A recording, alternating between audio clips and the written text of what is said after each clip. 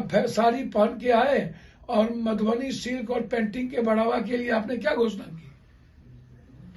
आप राजनीति करने गए थे या जनता को आंख में धूल झोंकने गए थे? तो आपने आंख में धूल झोंकने का काम तो बीजेपी का काम ही है।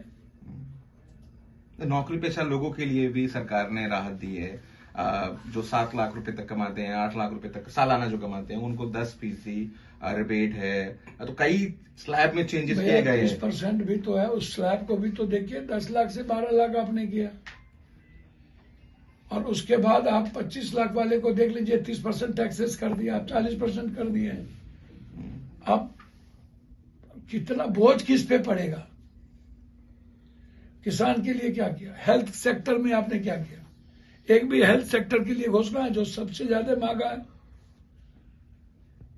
हेल्थ के जांच पर आप बात नहीं की, अल्ट्रासाउंड पे, सीटी स्कैन पे, एमआरआई पे बात नहीं की, कैंसर पेशेंट के लिए आपने बातचीत नहीं किया।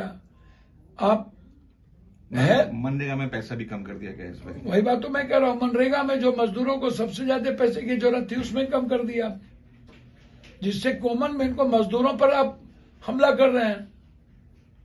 हेल्थ सेक्टर पे आप कोई काम नहीं कर रहे, एजुकेशन सेक्टर पर कोई बात नहीं कर रहे हैं। आप उनसे पूछे ना जो 11 दे रहा है नंबर। आप बताइए, आप कितने नंबर देंगे? किसको? इस बजट को।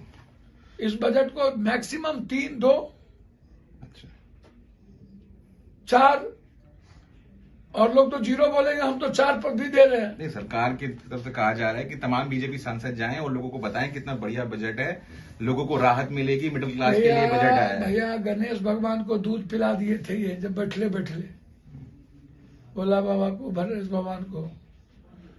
तो ये क्या बताएंगे जनता को जाकर के कि भ्रष्टाचार खत्म करने के लिए कुछ उपाय लाया है? क्या बताएंगे ये जनता को जाकर के कि फैक्ट्री के लिए, रोजगार के लिए बढ़ावा दिया है, अग्निवीर समाप्त कर दिया है, संविदा जैसी चीज को खत्म कर दी गई है, एग्जामिनेशन फेयर एंड फेयर की बात की है। ये जनता को क्या बताएंगे?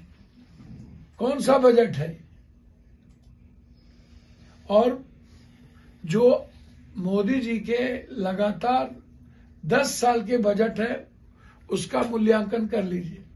जब जब जो घोषणा हुई, 70 से 80% उस घोषणा, उस वादे पूरे भी नहीं हुए, उसको टच भी नहीं किया गया।